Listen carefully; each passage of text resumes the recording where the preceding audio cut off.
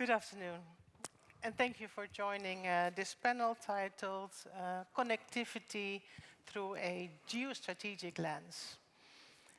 My name is Monica C. I'm General Director of the Klingendahl Institute, and that is one of the think tank partners of the Global Gateway Forum.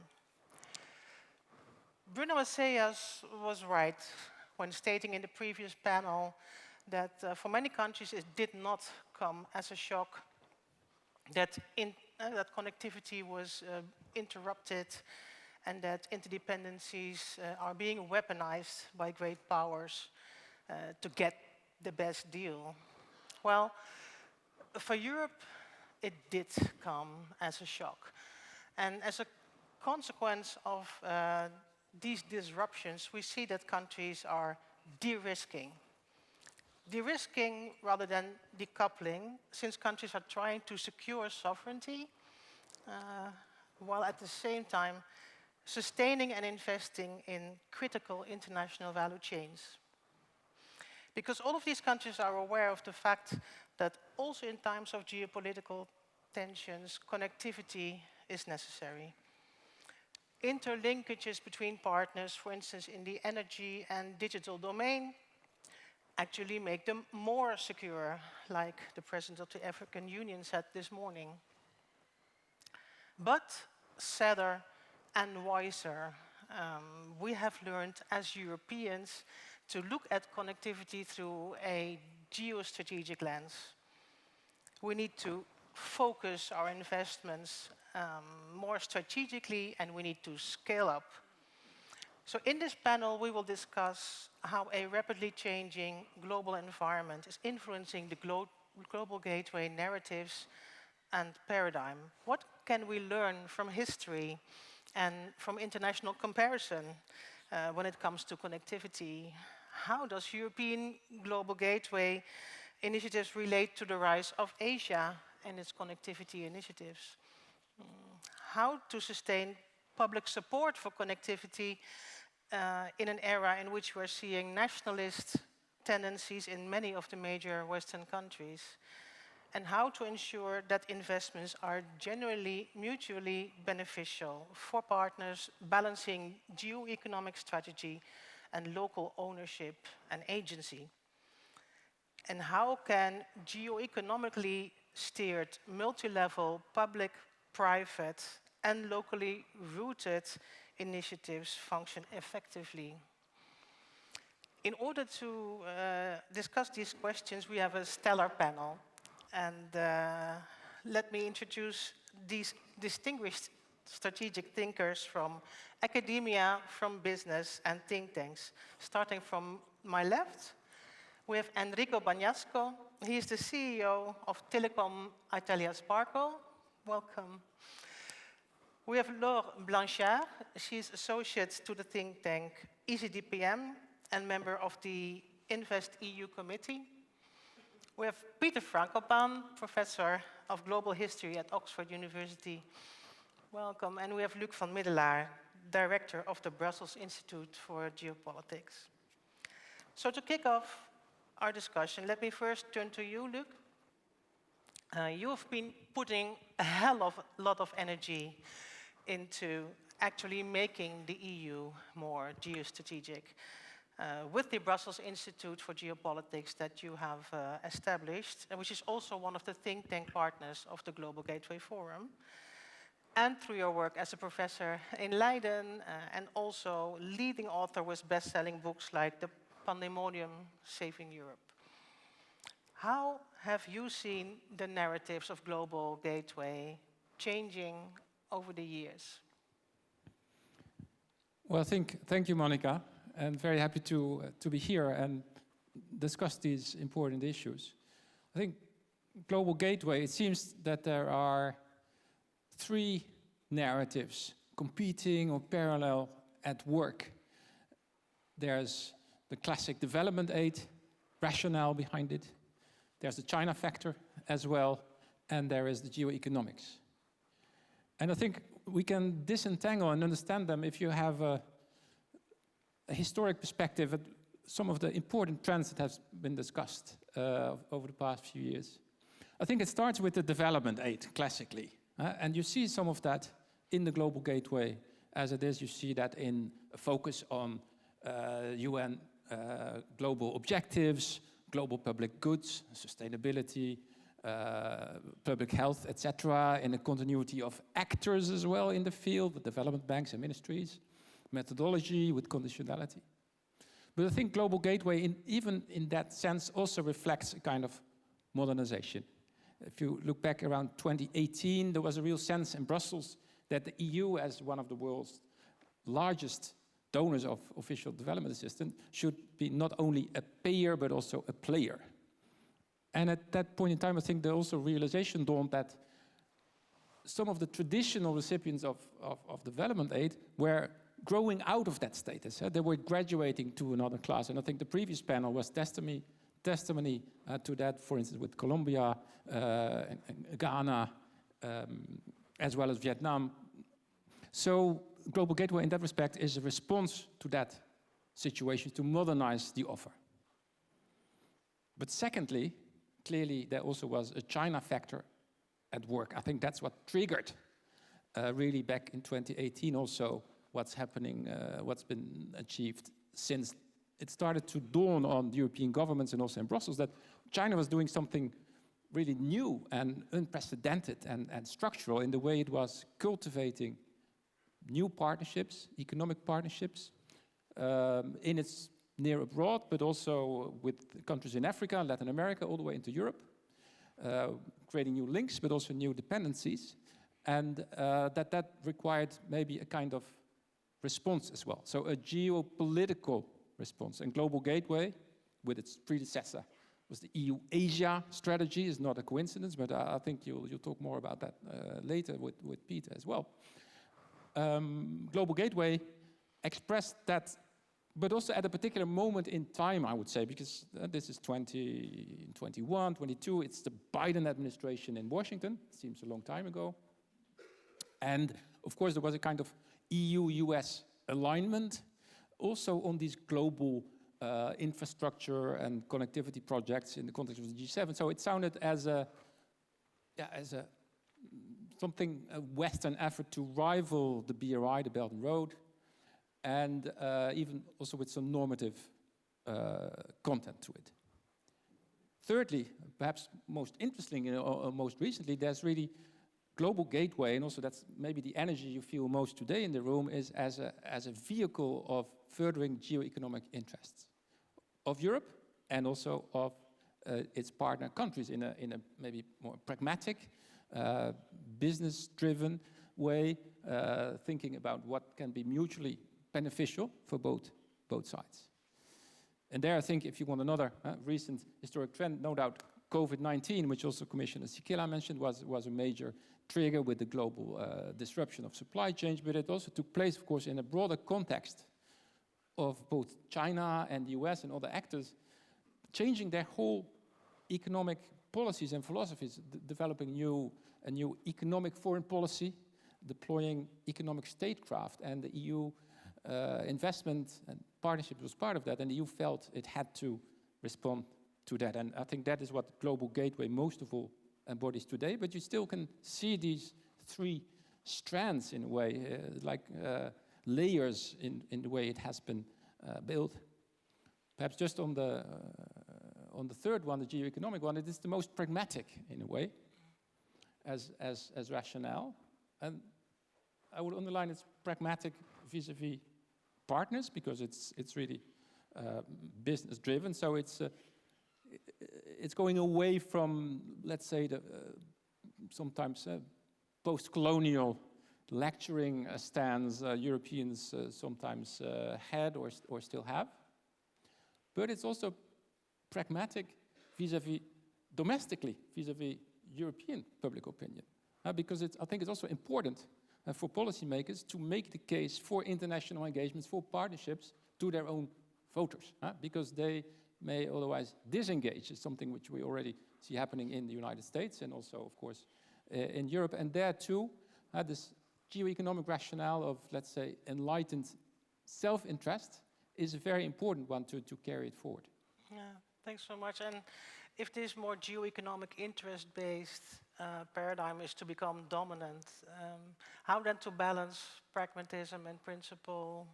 What about solidarity, key principles of the development paradigm? Yeah, I understand the question because it makes some people feel uneasy as if Europe would suddenly abandon its values. But I think that's not at all the case. I think it's very important to be clear about your objectives and to differentiate them. So Europe will continue taking action in the name of global solidarity and global public goods. But at the same time, there are actions where you further your economic interest. If you separate them, because they require sometimes different instruments, but also really different mindset and different partners, if you separate them, I think you can have a much more honest conversation with the partner, because you know what you want and what you're there for, and also you're then more in a position of equality, which I think that was also very clearly voiced in the previous panel. It's something that really Europe's partners across the globe want. But that's not even all. I think when you are in the field of, let's say, of geo-economic deal-making and investment, and a lot of this is about deal-making. That's why we have also this network spaces and dinners and breakfasts, which are just as important as here, the plenary stage. Deal-making is always about trade-offs. Two parties come to the table, they bring their interest, they bring a position or clout, but they also bring a worldview and values. And I think what Europeans must learn is that, yes, our values are part of that equation, that part of what we want to bring, the informed decisions, but they do not necessarily trump any single decisions. They are part of what we are, but we are no longer, also in terms of power, in a position to create a situation where our values win out, where we can be very conditional, let's say. A final, maybe most important element as related to the values is that these can still be part of Europe's offer, of Europe's investment offer. Because it is a competitive field out there, and our other panelists, Laura and Enrico, they know that much better than I do. So Europe cannot compete only on the basis of values. The offer needs to be clear and needs to be fast.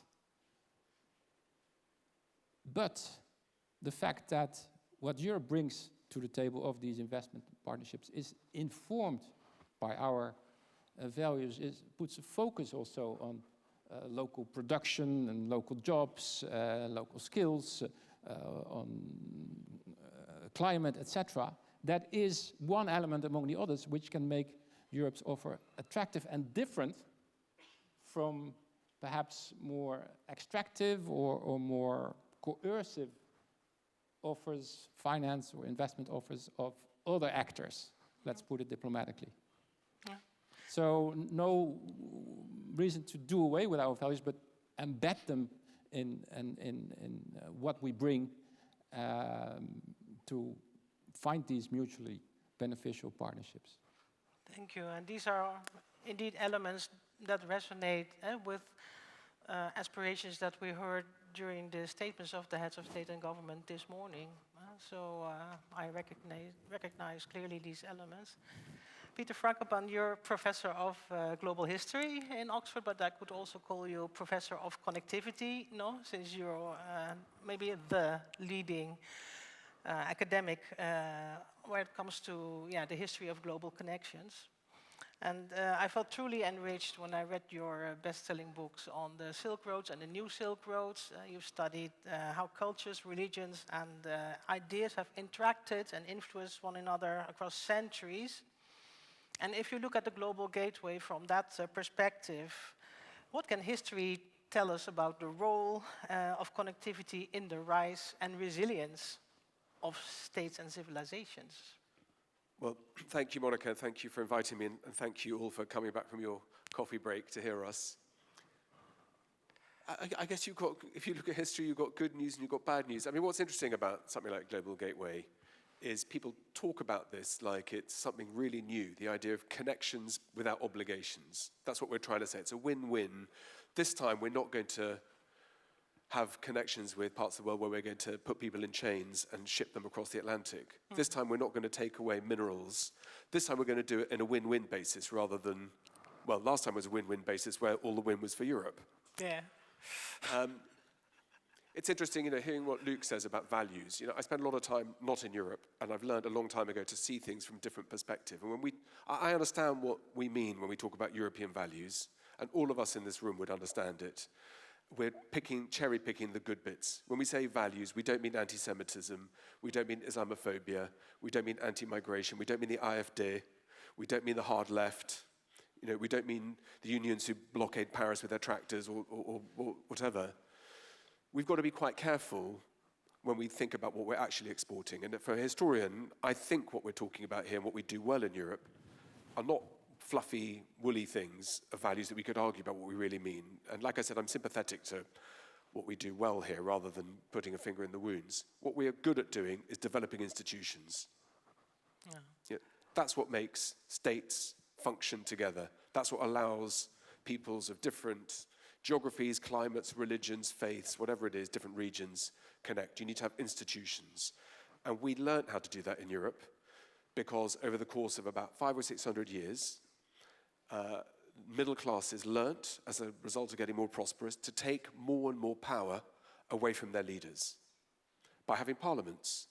The British were the best at doing it, the English and then the British were the best at doing that, preventing the king from starting wars, making sure that taxation is distributed across the whole country. And that's what the EU does very, very well. I mean, ironically, and I come here from, I was going to say a non-Schengen country, from a non-EU country, the EU is much better at doing some of that in the United Kingdom than the British government was, ironically. So I think from that perspective, you need to help build transparency of institutions. And it doesn't matter what political persuasion you have, whether you're centre-right, far-left, whatever. You have to deal with, as a politician, you have to deal with what's put in front of you. But I think that would be the first observation, that if we're thinking about what the Global Gateway really means, it's about showing the painful and bloody lessons of Europe's experiences, which both my parents were born before the Second World War. The traumas that cities like Brussels and Amsterdam, Paris, Berlin, and so on went through, the huge suffering in our own continent. I think we should be explaining that we learnt the hard way that we need to keep taking power away from people who can make bad decisions. And we do that by having all sorts of organizations, multilateral and within individual governments, and there are ways in which you can improve those. So that would be the first one. Second, when you asked me, Monica, which I now answer your question, is that what can you learn from history? You learn that connectivities are not hard to do. Great empires, that's all it is. An empire creates more and more space, typically that brings resources to the center. But actually, normally in empires, if you forget about the problems you have about annexation, layering on your views, your values, whatever those might be, and Europeans are not the only people in the world to build empires. The Ghanaians did it, the Malians did it, the Arabs did it, the Tajiks did it, the Uzbeks did it. Everybody's done it. Except for the Croatians, by the way. We're still waiting for our empire to come. Okay. I think that what you learn is that empires are very good in the center, and on the edges, they're very leaky. And the people who build connectivities are the people on the edges, because they're not under supervision all the time.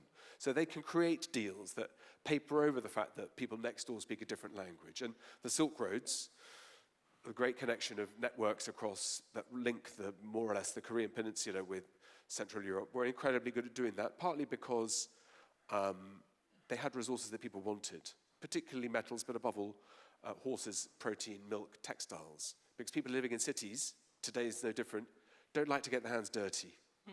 In cities, if you're clever, you go and work in a university or in a think tank or in the EU. probably the EU, best of all. You don't go milk cows because it's annoying. It's very early in the morning, it smells, it's difficult. And we detach from the countryside. But these steppe worlds of nomadic constellations helped build all the great empires in history. So I think that when you think about connectivity, it's how do you put beside you differences of faith, language, how do you find ways of finding common ground? And we heard a lot about that this morning, about win-win. The big challenge, I think, is how do you integrate strategic triage with what Europe actually needs to what it wants? So in China, for example, when Luke said in 2018 we woke up and realized China was doing something, 2018 was basically the year where China stopped funding the Belt and Road Initiative. So we got to the question too late, and then we're now answering a question that we should have finished 10 years ago. In China, for what it's worth, there was a huge amount of discussion and a lot of anxiety that the Chinese government was funding projects outside China for no obvious benefit to the Chinese people. And we need to think about that here in Europe. Why are we funding Guatemalan fiber optics? Why are we getting involved in other parts of the world? And we need to be able to answer those questions, and we need to be able to explain what the triage is of which bits are actually strategically important to us in Europe and which bits are us doing good. Yeah. Very good. And you have thoroughly studied the rise of the East, and one of your main theses has been that the rise of the sun in the East does not necessarily imply the set of it in the West. What do you consider critical conditions for the sustained connection between prosperity in East and West? How should the Global Gateway relate to the rise of Asia and its connectivity initiatives? Well, the honest answer is how Europe helps aid Asia's growth will be we keep consuming. And if we can keep consuming and produce the per capita income to buy things that are made in Asia, Asia will grow faster. We're now at a point where even if Europe doesn't consume, Asia will still keep growing, but perhaps more slowly. So I think that it's not an either or, but we saw the rate of growth in, for example, in Vietnam's economy on a per capita basis that was wrong on the screens, because I think the per capita GDP in Vietnam is not $500,000, as was said. 500,000. But by the was on the screen.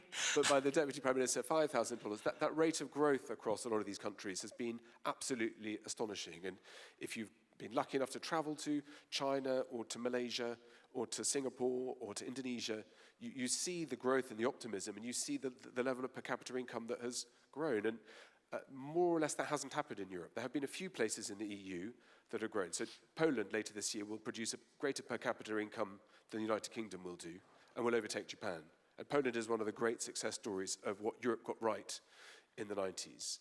But I think that Asia, which is very diverse, Turkey right the way through to Japan, it's 4 billion people. But what you can see, and it is a really important point, is that people across all these interconnected regions are looking for narratives and stories and explanations of how they work together.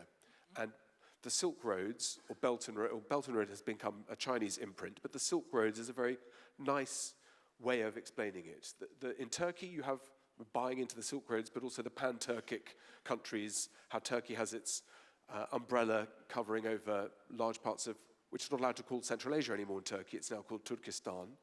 You have Gulf states and the Arab world thinking about what the ways in which there's an Arab common structure that can be Islamic but can be Arab. There's a Persian or Iranian version of that too. I think there are lots of these different narratives, and they're all trying to explain why past cooperation worked and how things look in the future. And I'm not quite sure that Global Gateway captures any of the romance or any even of the transaction of that.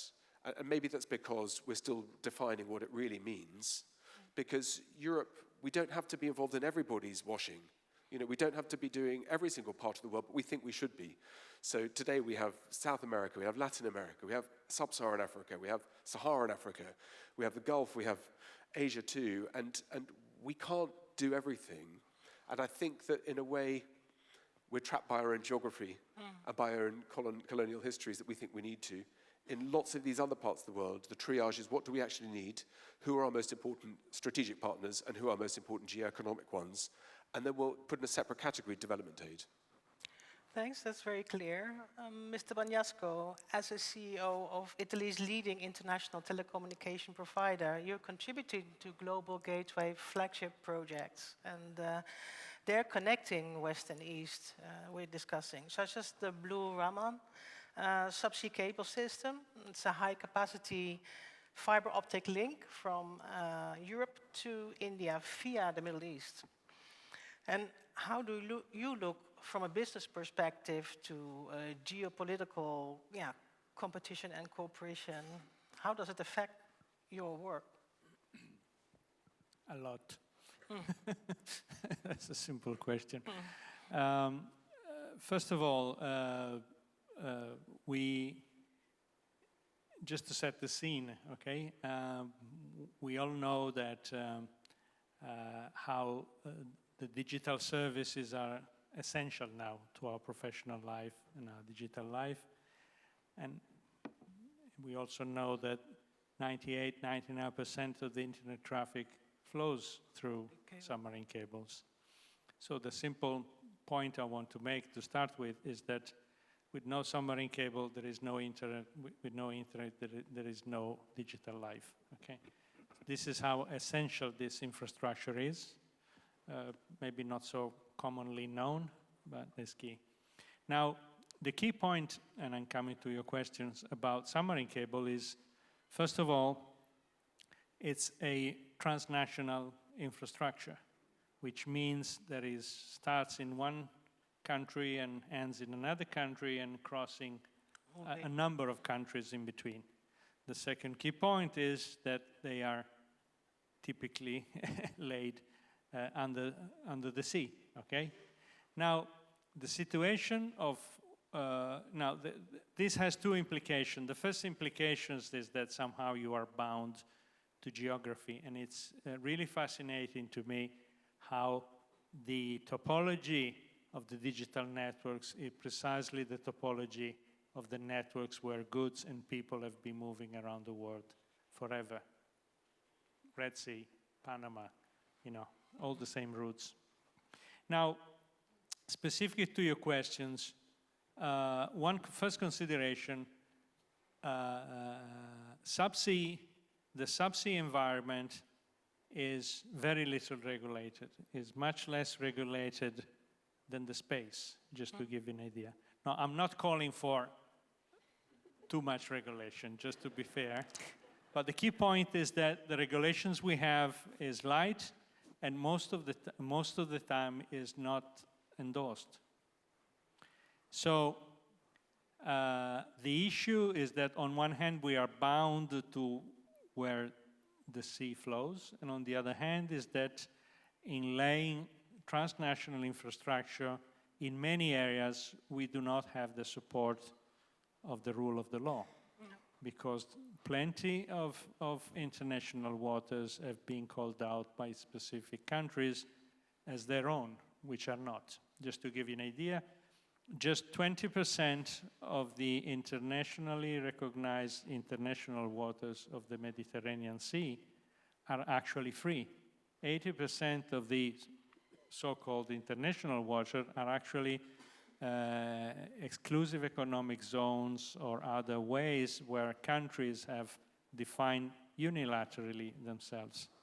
So my conclusion is that geopolitics and, let's say, Territorial politics. institutional supports around policies and regulation is the most challenging issue we have to address, more than technology, than operational methods, more than money and financing. Because, and as I said, where in areas the rule of the law does not apply, you're only left basically with soft power and diplomacy. Yeah. Otherwise, you just do not do the project. So it's confirming what Professor Frankopan said. It's the institutional and also diplomatic weight that comes with the Global Gateway endeavor. No, that helps business to overcome these critical hurdles. Thanks so much. Can I quickly just chip in? Sure, yeah. These networks are great on a good day, but no internet, that's the bad thing, but also no cybercrime. right? So you have always networks, they spread people, goods, but they also spread, as Luke knows better than anybody, pandemics and pathogens. So you have to always look on the other side of the coin too. Yeah, true. Ms. Blanchard, it's also really great to have you on the panel because you have developed a unique knowledge, I think, about the financial tools, the financing instruments, and the delivery process in the Global Gateway context, based on your experience as an associate of the think tank ECDPM and as a member of the Invest EU committee, as well as your experience within the EBRD and development finance institutions. Drawing on all this experience, what lessons can be learned when it comes to the tools and the delivery process of the Global Gateway? Thank you for the question, and thank you for inviting me. So indeed, you already mentioned InvestEU, and I will mention another barbaric term, which is EFSD+. It's the European Fund for Sustainable Development Plus. And it's basically the financial engine that we have under Global Gateway right now, under the current budgeting period.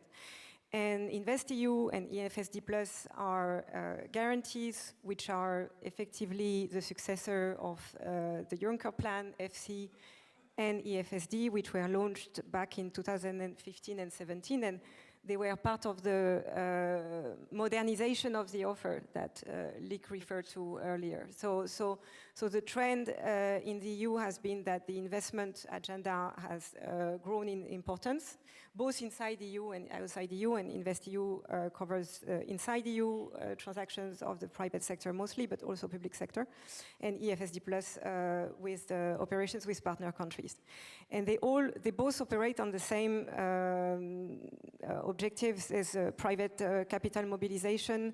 It's a policy-first approach. It has to be additional, and the architecture is open, meaning that there are many implementing partners that can benefit from this guarantee. And in ECDPM, we've done a lot of work because we call ourselves more than a think tank, a think and do tank. So we looked very much at the Global Gateway implementation and what does that mean in terms of private sector mobilization? What does that mean in terms of supporting the European private sector? Bringing in the export credit agencies, for example, was one of the recent work we've done. So a few points I have on what are the lessons learned, as you ask. The first point, and that's interesting, you mentioned the institution building, because in fact, when you look at what happened with InvestEU and what's happening right now with EFSD+, a lot of the success of this instrument, and especially InvestEU, lies into the fact that the program managed to transform some institutions. To transform some institutions and to innovate at the institutional level. And that is very concrete. In the Netherlands, for example, the government, the state created InvestNL, which is the National Promotional Bank. And there was no National Promotional Bank, and it was really created on the back of InvestEU and designed to work with InvestEU at EU level. On the outside, the same state created Invest International to support its industry abroad. And so therefore, there's a no-brainer that we should find a way to include Invest International into the EU level mechanism. Another big transformation, which is very obvious but more longer term, is the EIB transformation. EIB has completely transformed thanks to the expansion of these guarantees.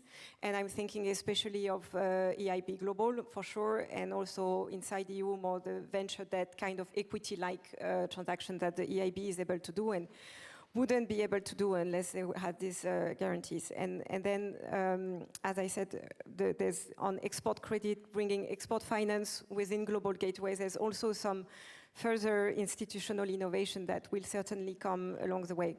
So one thing is this institutional innovation, which has been really key and transform the landscape and get this offer, not just a staple above the traditional EU offer, but really transforming the landscape. Another dimension is the fact, and I think this is very much echoing what you just said, is the fact that these guarantees are very important, and they are, as I said, they are an engine for supporting competitiveness and development inside and outside EU. But they cannot come on their own. When you look at InvestEU and what we finance under InvestEU, what I approve with the rest of the investment committee members every month, there are some projects which are flagged as important projects of common European interest. We have now a stated framework that promotes clean industrialization. There has been a lot of tools developed by the EU which support the industry transformation beyond just the financing or the guarantee, the de-risking with the guarantee. And outside the EU, there have been the Team Europe initiatives, which emanated from the Team Europe approach back in 2020. But they are not regulatory tools, and that has a limit to how much that can provide a comprehensive EU offer, like we see inside the EU. So there's, in terms of these financing mechanisms, there's a need to have them linked with origination of projects and coordination of the various actors much more. I will finish with two other points which are important. What we keep on saying at ECDPM, but has been really, as a real case study under InvestEU, the case. We call often for a whole of commission approach or a whole of government approach, and especially for Global Gateway, because there's been a lot of complaints on policy incoherence. One side of the commission asking for one thing, the other side of the commission requiring other things. And under InvestEU, we saw in the design and in the governance of the instrument policy DGs working together, much more than ever before, in fact, on the same investment agenda. And it was complex, it was long, for sure, but it worked. And now we have a sort of template that could easily be expanded to the external action with the successor program of EFSD+. And last but not least, all these financial mechanisms are very complex for those who have used them, like your company. They can be frustrating and protracted discussion around them. So there's a need also to think at some point about the simplification. And in fact, this is what was done exactly under InvestEU 2 weeks ago. There's been an approval of the simplification measures. And that was, I think, more than overdue. But since when we see that something works, that the program works, let's just simplify and get it done much quicker for the benefit of the European private sector and the partner countries. Thank you so much. And I think you're very right to emphasize that a country like the Netherlands, but also Europe, comes from really far when it comes to industrial policies, investing, investment support, and also promoting really, together with your business, investments from a geo-economic perspective. All this it's a different paradigm. We come from far. So that needs indeed a transformation of institutions, new institutions. Mr. Bonjasco, under your leadership, Sparkle has become a strategic partner in the EU's Global Gateway initiative, driving projects that enhance digital links between Europe, Asia, and Africa. What is your assessment when it comes to the different tools, notice this change that Europe is undergoing institutionally, when it also comes to promoting investment?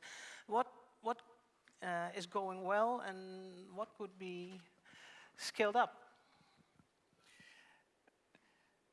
First, I would like to say that for our experience, the Global Gateways has proved to be a very relevant initiative. Because, as I said, it's not just a matter of financial tools and stuff. It's really a matter of having a broader institutional coverage on what we do. And because what we do is just non-doable without this coverage. You just don't go there and ask permission to do something, to build something. So this is essential.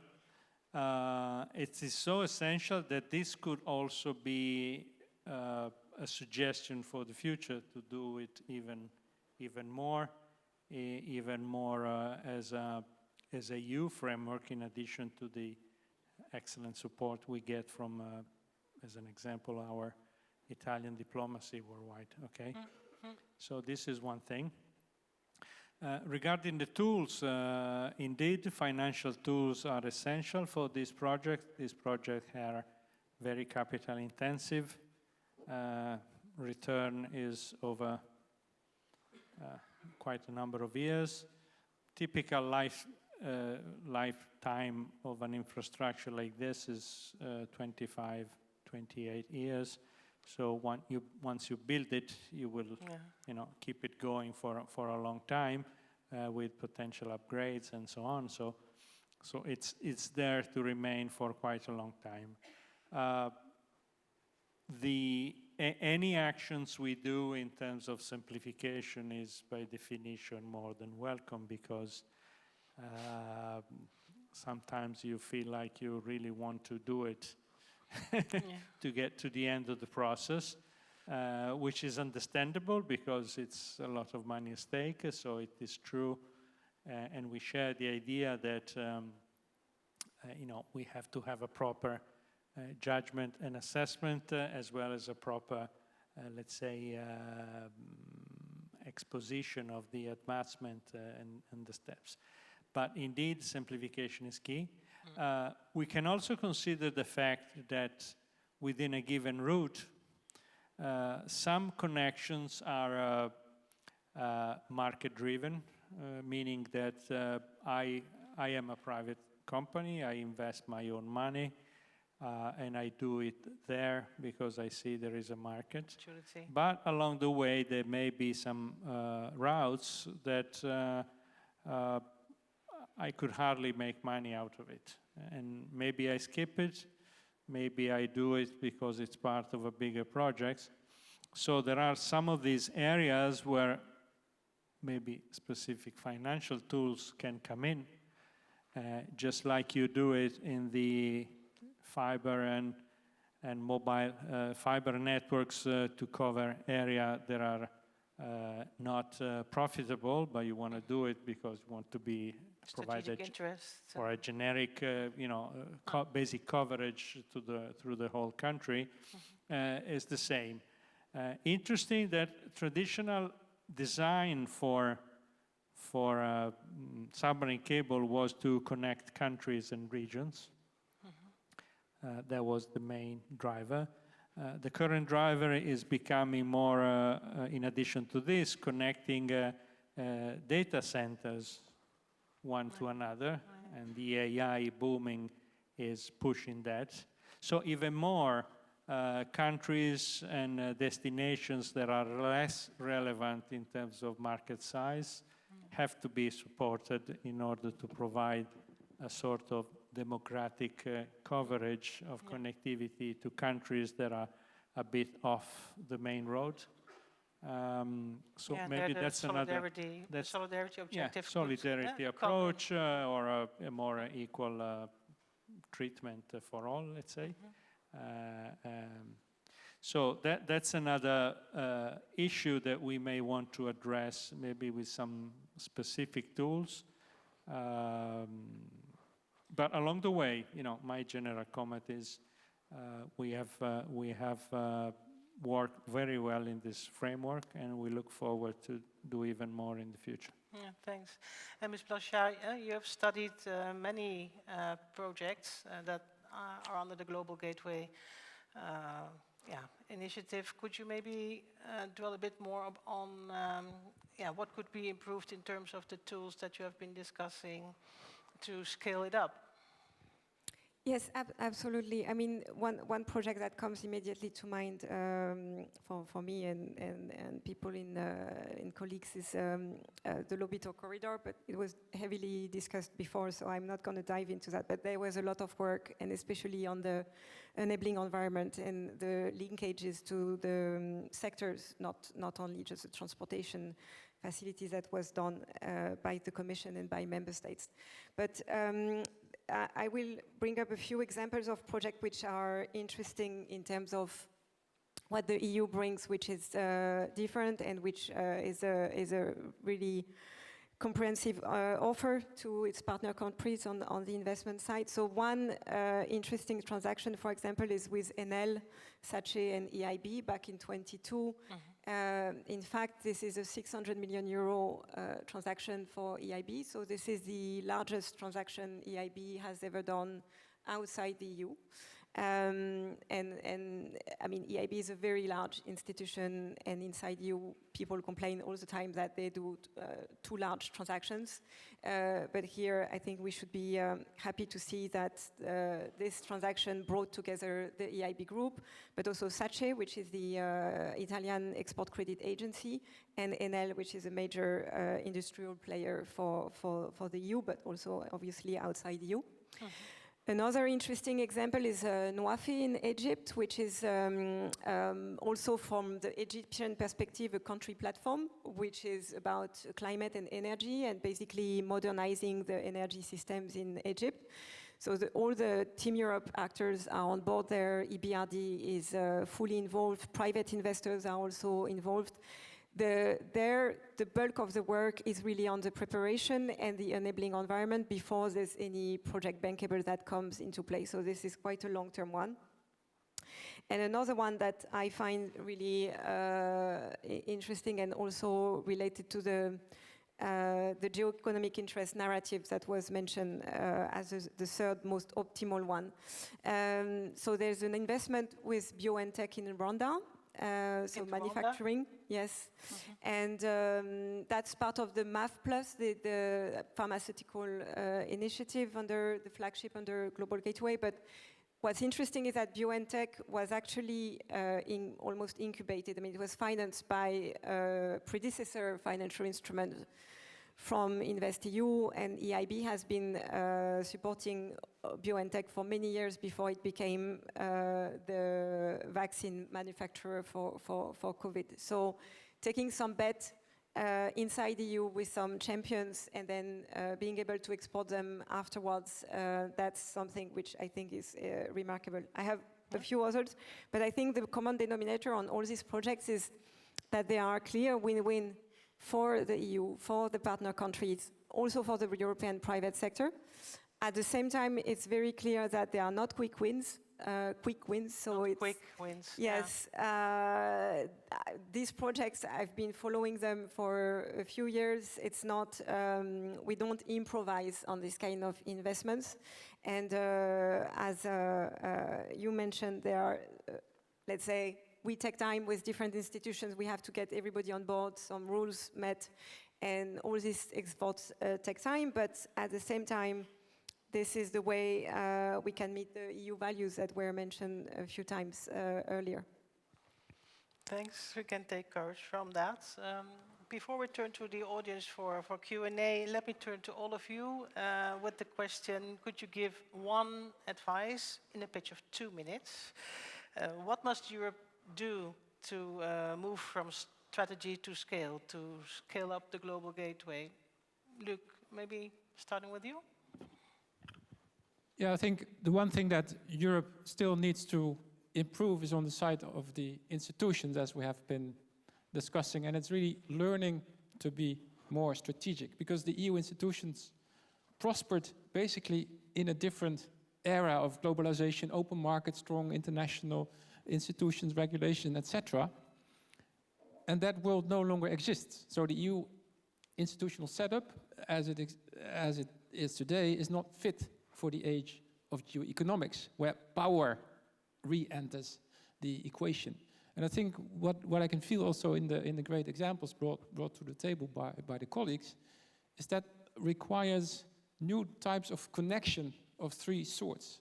connection between private and public actors, and this forum is testimony to that, because in today's geo-economic world, you need to bring these partners around the table, because neither business nor governments can do it on their own.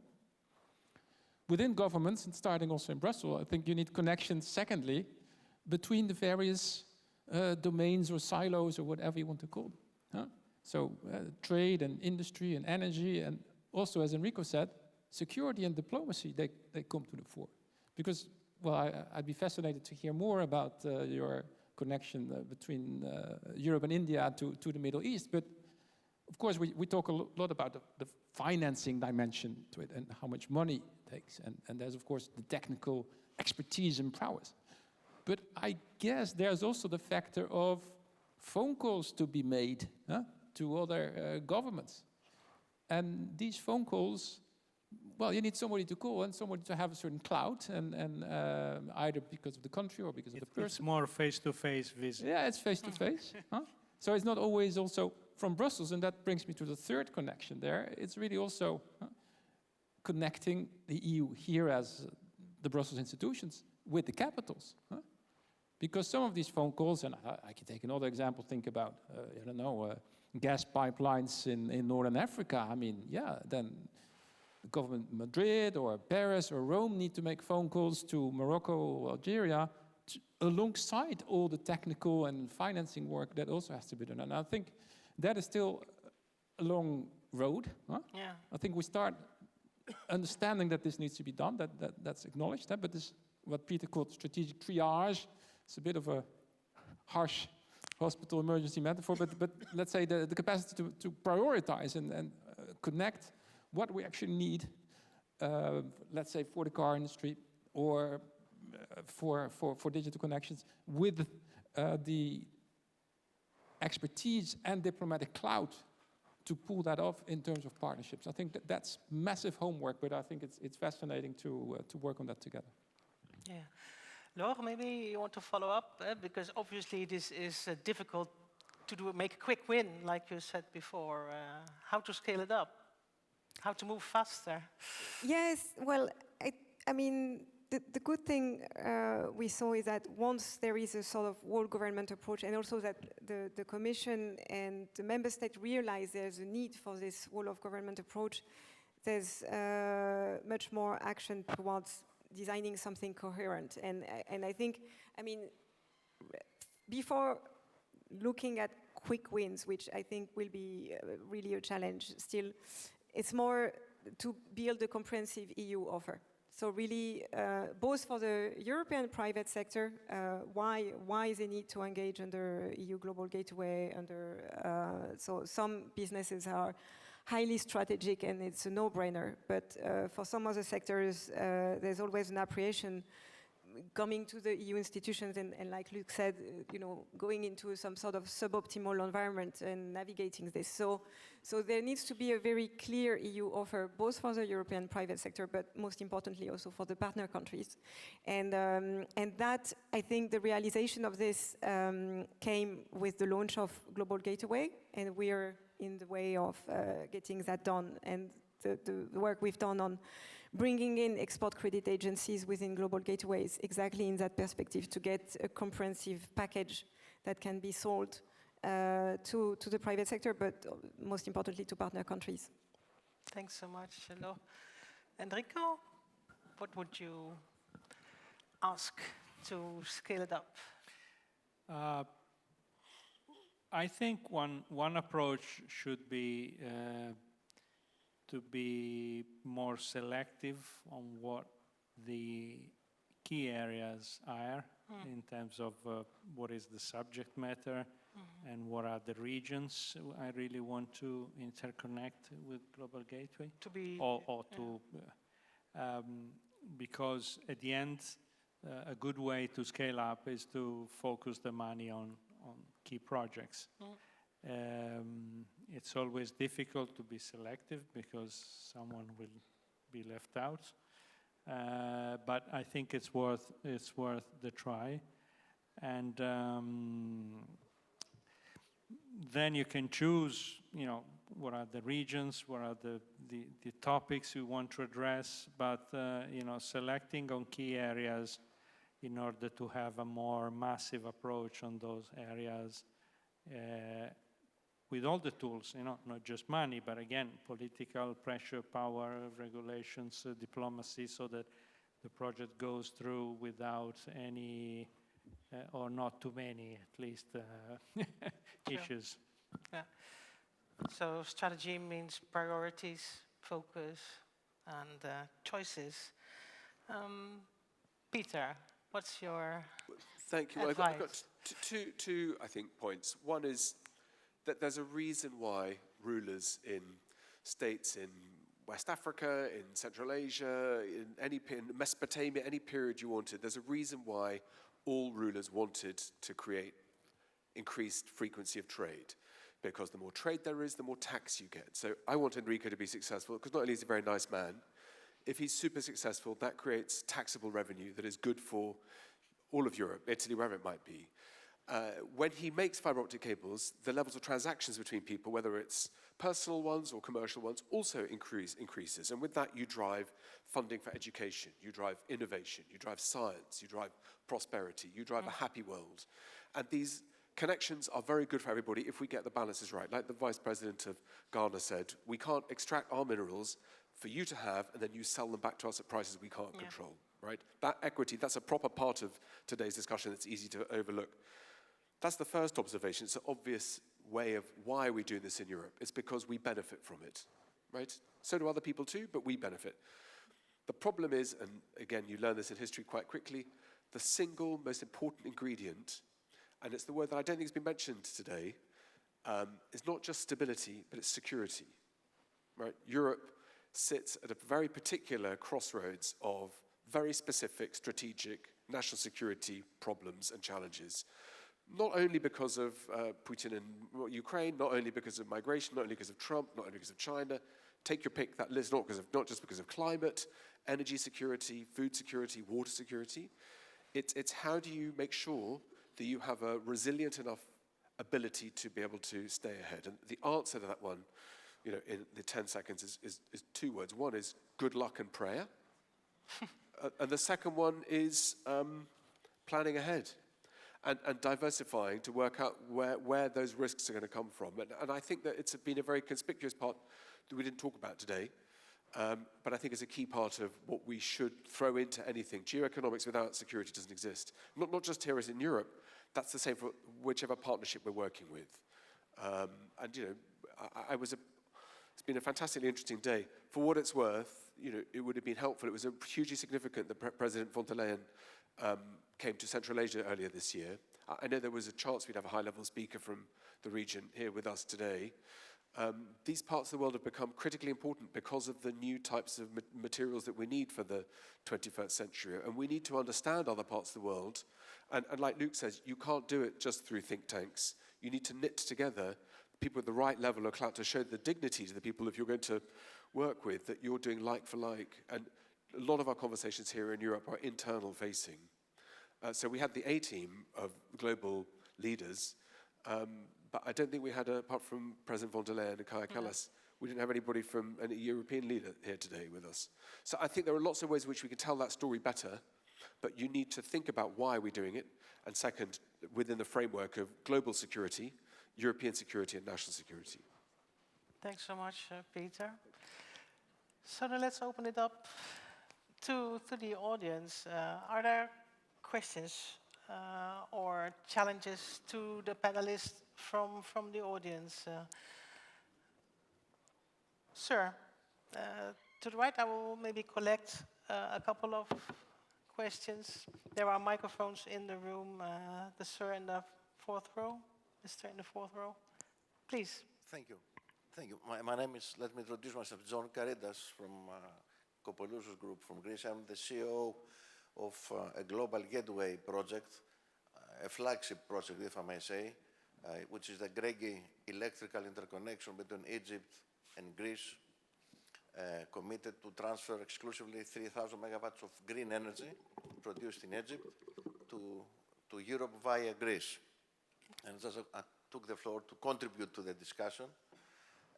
and using, let's say, our experience until today, we are currently in the stage of conducting the final studies of the project, which is, as I said, in interconnection, not to transfer information, but energy.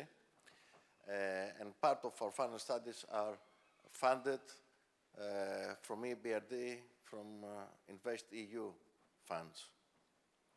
And definitely, we believe that projects like the GREGI, that the market proves their importance, will find a way to address the concerns that you mentioned. I think Peter mentioned concerns regarding different cultures, different religions, or different languages. All this can be bridged if you have projects that are win-win. And what would be your question? No, I'm just contributing and saying... Underlining the win-win. Underlying, yes, and also concerns that Enrico mentioned. I think all of this will be addressed if you have a win-win project between Europe and the third country partner. Yeah. This will be addressed. So you helped me with my key takeaways for the finalization of the panel. Win-win. Yes, and we do look forward to what you said, that Global Gateway should implement, and the new financial instruments that Global Gateway implements as soon as possible, so Europe and its partners can enjoy the benefits. Thanks. Thank you. Are there people with questions in the room? Not really longing for drinks? Please.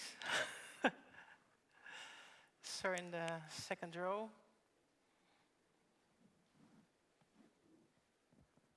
We are playing at home because as part of INPA we are among the organizers, but as the panel has been so interesting, stimulating other questions. So we don't need to convert ourselves. We are all converted to Global Gateway, and it's great. Also this morning in the panels, heads of state level, I was honestly impressed by the level of ownership and commitment in the win-win. But as you also kind of hinted to, I think what is more interesting would also be to see how to convert two other players, so not the partner countries, not the private sector, but the EU member states, and, if I may, the so-called aid community. These two players, I think, are a little bit miss in the picture. If you can elaborate on that, I'm leaving to the moderator to split. Thanks. No, I think it's a key question. No, that you touched upon it. Several of you did. Peter also, pointing at it. Luke, do you want to?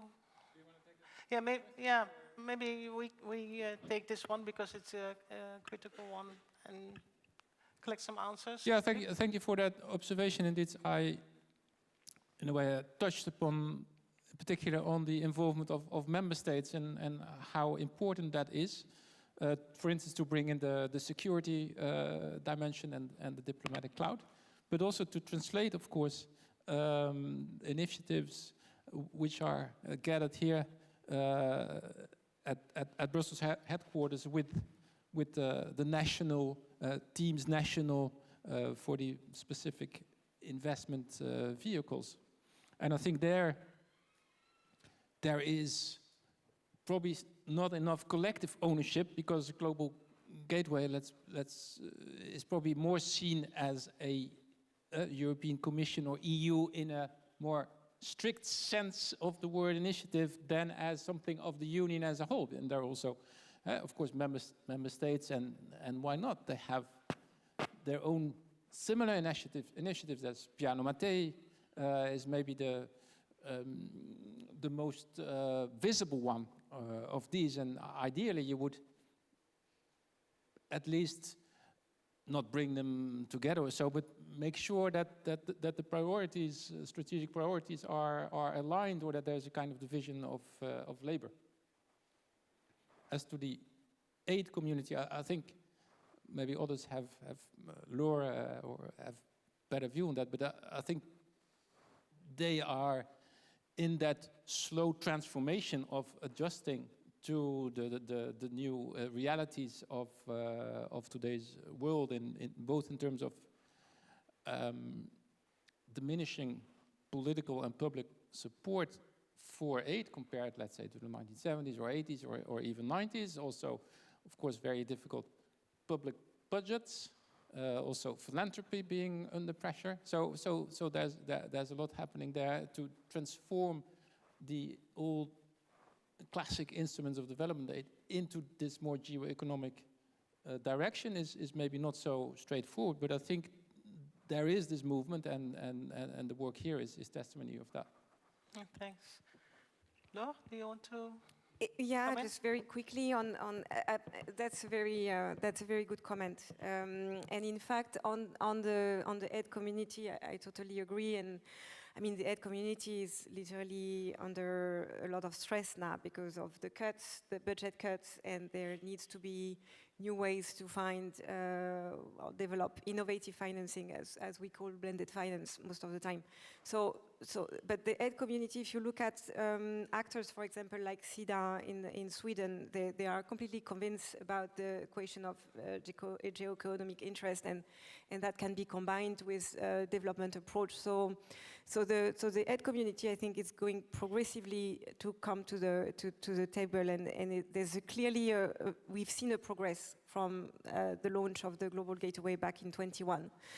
And on EU member states, in fact, that's where I think what's going on the trade side, but also what's going on with their own European private sector, their own economies inside the EU, has an impact. So, for example, take Denmark. That was a country which was frugal, very liberal, and now in the next MFF budget discussion, they are taking a stance where they are actually promoting a bigger EU budget, more intervention, more, and all about, in fact, their main worry is the security agenda and the fact that we absolutely need to face this and to be ready. So the member states, there was a lot of, not resistance, but a lot of skepticism, I would say, at the beginning. Which has frankly faded away progressively. And last week we had this conference on export credit and development finance brought together under Global Gateway, which is a topic where member states are really on the front line because they own export credit agencies most of the time. And we had 600 participants. We never expected so much interest in such a topic only just 6 months ago. That's good news. Peter, you are moving. Well, just it's a supplement to the excellent comments. I can't say anything that, but the two biggest problems in developing countries, as we heard today, it's the cost of capital and the availability of capital. So Africa as a continent with 54 countries has received less than 1% of all investment into clean energy. Yeah. And if you make it like that, then of course you're going to trap everybody. So people in developing countries have got perfectly capable of solving their own problems, but they have to be able to borrow on level terms at the same prices that we pay. Otherwise, we create a prison that we can talk about gateways. So the EU should do what it can to bring down the cost of lending and to be guaranteeing bank loans from multilateral lenders and from national lenders into parts of the world that, if freed, can compete. Yeah, well, thanks. Sir, last question. Thank you very much. I had a question for Luc van Middelaar. In your previous remarks, you mentioned that the EU institutions have some homework to do to better prepare themselves for the geo-economic reality of our time. I wondered if you'd had any more specific reflections about what form such preparations or adaptations to the institutions could take in the context of this conversation. Thank you. Thanks, good question. Luc? Well, there's many things that can be done to better integrate the economic and the security side. Something we have highlighted, I think, all of us in the policy making, which is now taking place more in a very haphazard or improvised way when these matters come together. And one suggestion we have done recently with the Brussels Institute for Geopolitics is to launch a plea for an economic security council for the EU, specifically in this respect, a bit modeled on the National Security Council in Washington as a way to bring at one point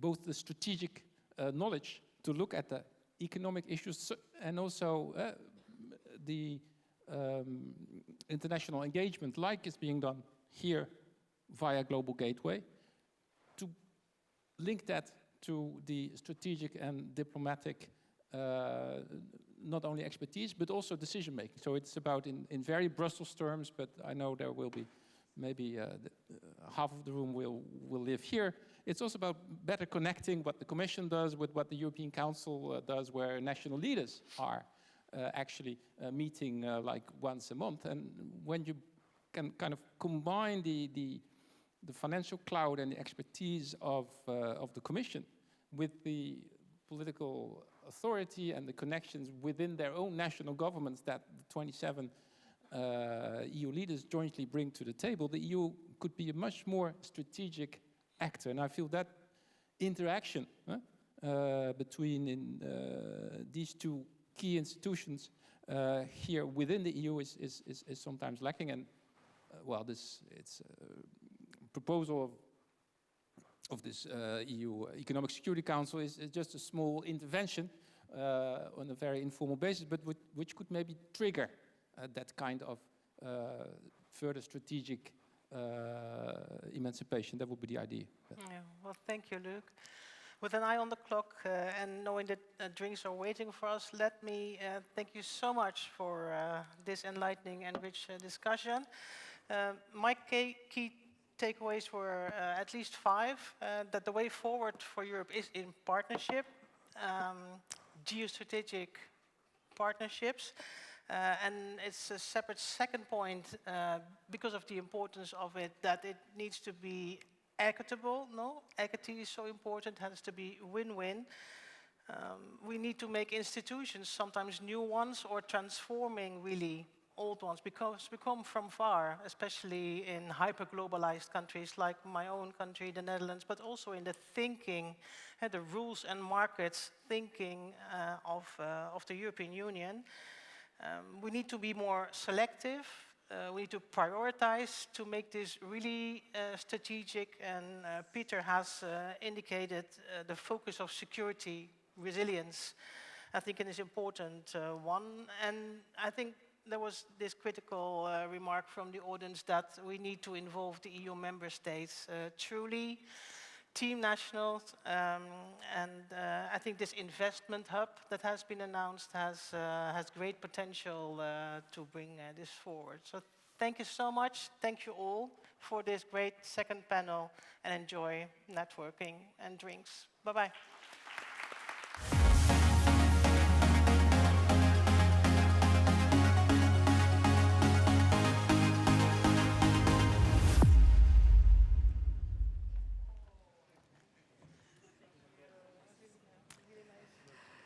So, ladies and gentlemen, that brings us to the close of our first day.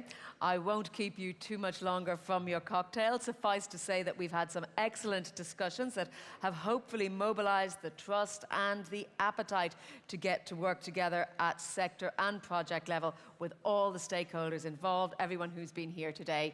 To recap, this morning, we set the scene with the European Commission President and our heads of state and government.